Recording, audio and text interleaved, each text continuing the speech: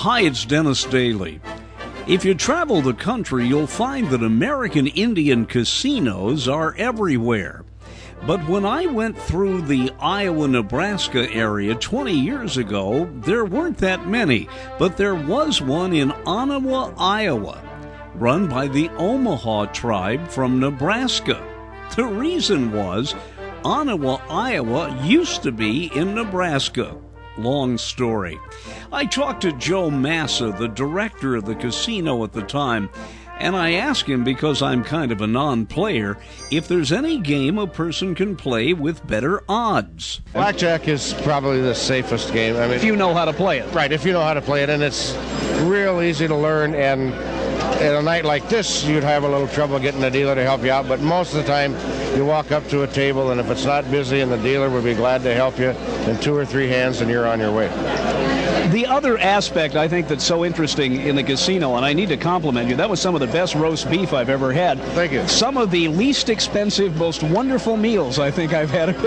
That's to keep you here, right? Well, that's right, to attract you and keep you here. That's correct. Yeah, that's kind of our loss leader, and it's traditional in the business. But this is we're in the entertainment business, and that's part of the entertainment package that we offer: a meal and some gaming and go home. Isn't it difficult, though, to explain to some people what you said at the very onset, and that is, with rare exceptions, you're not going to get rich quick here. You're going to have fun, but don't bet the farm on it. That's right. No, you should. It's just like when you go to a movie.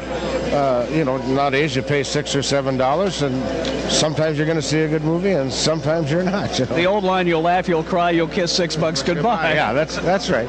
But there's excitement here and fun, and people just love to gamble a little bit. I wanted to talk to someone from the Omaha Indian tribe, and Joe Massa introduced me to a fellow who is just great fun. His name is Clifford Wolf Jr. Mr. Wolf is representative of the older generation of Indians who have seen their tribes change over the years. He told me that the recent meeting that was held at the White House in Washington, D.C., where representatives of about 500 American Indian tribes met, was a good start, and that preserving the Indian way of life, what little there is left of it, is now a priority of the Clinton administration, and particularly allowing indigenous peoples to practice religion as they want. Mr. Wolf told me that he had not always lived on the reservation. As you will hear him say, he lived in Los Angeles for a long time, and it was in L.A. that he learned about various types of peoples, all ethnic races and backgrounds. But I wanted to find out what he, as an elder of the Omaha tribe, thinks about the presence of the casino. And he told me that most people in the tribe and leaders of the American Indian religion there do not object to the casino because it's bringing some very good jobs to the reservation. The church people of the Omaha tribe, they don't say this is immoral, you shouldn't gamble, or money is root of all evil. The church officers never put the casino down. We look at it as something that's going to be good for the Omaha tribe down the road here in the future. We never get involved with anything that that's going to be hurting our Omaha people. The Native American Church is an organization is there to help people, to care for people, to pray for people. And I think one of the main purposes for the tribe is we need to get our lands back and preserve our culture here. And this religion is just part of it that we're fighting for today in Washington, D.C. And most tribes have their sacred grounds been desecrated. Their grounds have been dug up by progress, you might say, and we're trying to preserve those for the red nation of the United States of America here.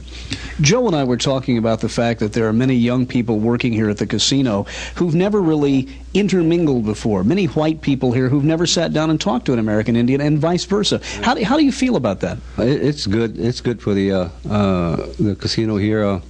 I myself, I've lived off the reservation after I left. I graduated out of high school here in Winnebago, and I went on to Haskell Indian Junior College in Lawrence, Kansas, which is no school for all tribes of the United States.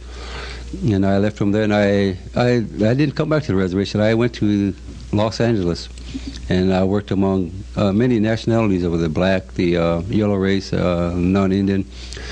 And today we have this big enterprise here on the reservation, and today we have our young people that are working among white people, Orientals, Mexican people. As you know, on the reservation, 90% of our people live on the reservation, and some of them have never left. And sometimes it's good for the our younger people to be working with other nationalities instead of working with their own people. And majority of them have never worked with non-Indians. And today, this casino has brought things together with our Omaha people that, you know, we have feelings.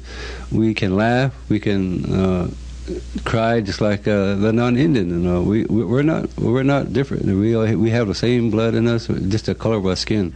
A visit to an American Indian casino run by the Omaha tribe. But because of the way the Mississippi River moved over the years, it's in Iowa. I'm Dennis Staley.